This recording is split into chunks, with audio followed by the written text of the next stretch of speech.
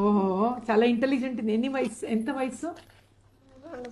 2 సంవత్సరమా? ఏమన్నా తింటావా? సో పేషెంట్కి న్యాచురల్గా ట్రీట్మెంట్లో ప్రెగ్నెన్సీ వచ్చింది. ఫర్టిలిటీ అంటే అందరూ పెద్ద పెద్దది అనుకుంటారు. మీకు ఎన్ని మంత్స్ ఇచ్చాం ట్రీట్మెంట్? 2 మంత్స్. చిన్న గోళీలు ఇచ్చాం కదా.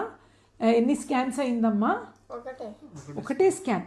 సో కరెక్ట్గా వాళ్ళకు only 1 scan ovulation induction.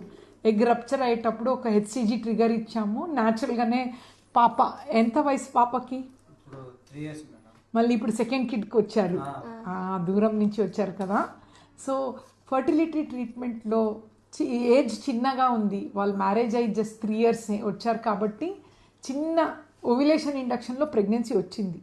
So చాలామంది ఒక్క సైకిల్లోనే పిల్లలు కావాలి అని అనుకుంటారు. ఫీకండిటీ పర్ సైకిల్ అంటాం, అంటే ఒక couple capacity to become parents ఒకే నెలలో, అదనేది యాక్చువల్లీ యంగర్ కపుల్స్కి 20% అండి. అదే 40 years అయిపోతే 3 to 4%. సో ఛాన్సెస్ ఉంది. ఓవిలేషన్ ఫస్ట్ ఒక 2, 3, 4 months, 6 months వరకు ట్రై చేసుకోవచ్చు అనమాట. So we are very happy, second ప్రెగ్నెన్సీకి వచ్చారు మీరు.